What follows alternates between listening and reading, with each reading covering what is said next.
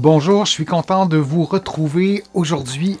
Vous le savez, les conseils que je vous donne ne remplacent pas les conseils d'un professionnel de la santé. Je vous invite à en consulter un ou une. Vous allez trouver beaucoup d'informations, beaucoup d'exercices que je vous présente aujourd'hui dans mon livre Plus jamais malade, mon approche globale pour un corps en santé, et on va aussi faire des allusions à mon roman Corps étranger, publié aux éditions Stanké. Comment mon cerveau peut s'adapter? J'ai une maladie X, Y ou Z évolutive, mais on a quand même notre cerveau et nos muscles.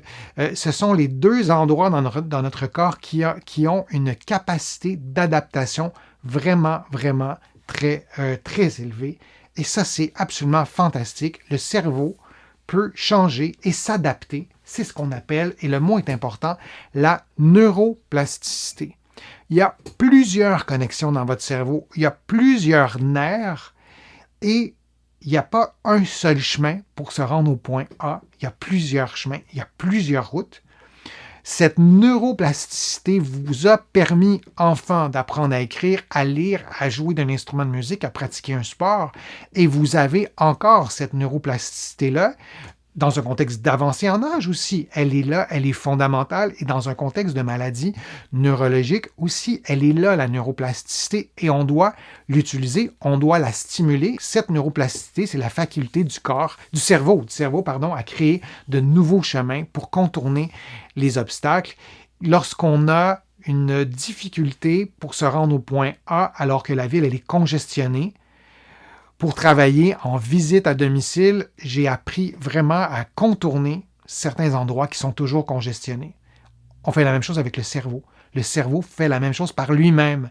Si pour une raison ou pour une autre, il y a une partie du cerveau qui fonctionne moins bien, je simplifie un peu, mais on a une possibilité de réorganiser les circuits, d'utiliser d'autres circuits pour arriver au même résultat. Et dans la maladie de Parkinson, par exemple, la neuroplasticité permet au cerveau de, entre guillemets, compenser partiellement la perte de dopamine et d'apprendre de nouvelles stratégies de mouvement. Je vous présente un extrait de mon roman Corps étranger, publié aux éditions Stanké. Et on parle d'Aline, qui est un personnage du roman qui a la maladie de Parkinson. Et le protagoniste, qui est physiothérapeute, dit ceci: son passé de nageuse synchronisée lui a été salutaire en favorisant le développement de chemins cérébraux alternatifs, capables de reconstituer artificiellement des séquences de mouvements normalement automatiques.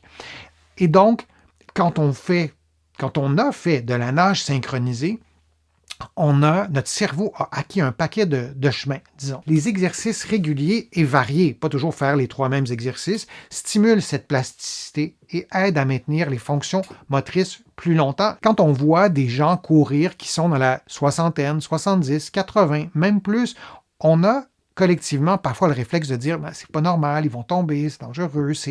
Mais ces personnes-là qui font une activité physique peut-être moins habituelle à 80 ans de faire de la course à pied ou d'aller faire de la nage ou du vélo ou du ski, ou ça peut être une activité cognitive aussi, le corps va apprendre des choses, le cerveau va se moduler en conséquence, et cette modulation-là peut aussi être utile dans d'autres circonstances. Et on voit des gens qui font un exercice d'échauffement, on en voit un autre ici, parce que les muscles ont eux aussi une forme de plasticité, ils s'adaptent aux sollicitations et cette capacité s'amplifie lorsqu'elle s'associe à la neuroplasticité, à la plasticité du cerveau. C'est très concret, je vais vous donner des conseils dans quelques instants, mais je vous encourage à stimuler ça vraiment dans votre corps, la plasticité des muscles et la neuroplasticité.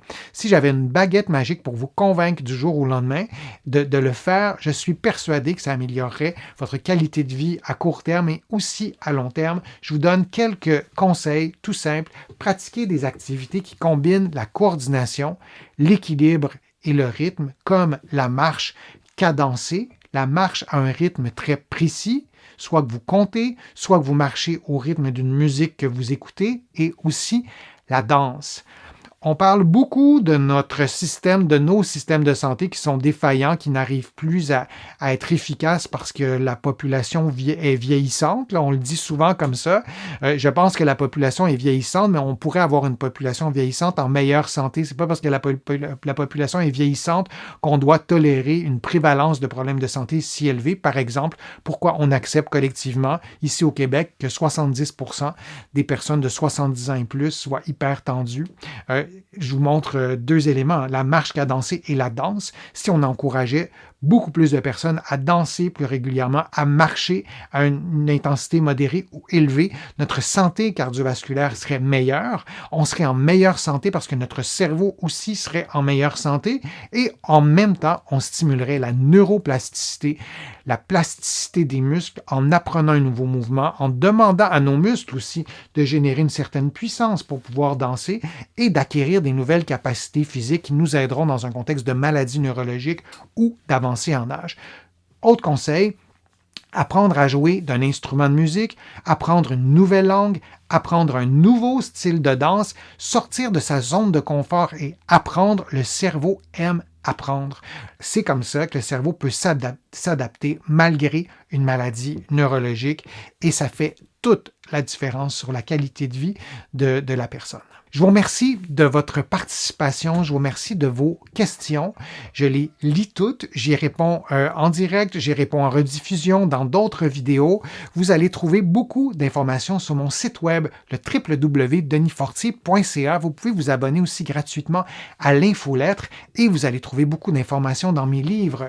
Mon livre Plus jamais malade, mais il y en a d'autres sur les douleurs au dos, sur le vieillissement, sur la marche, sur la respiration.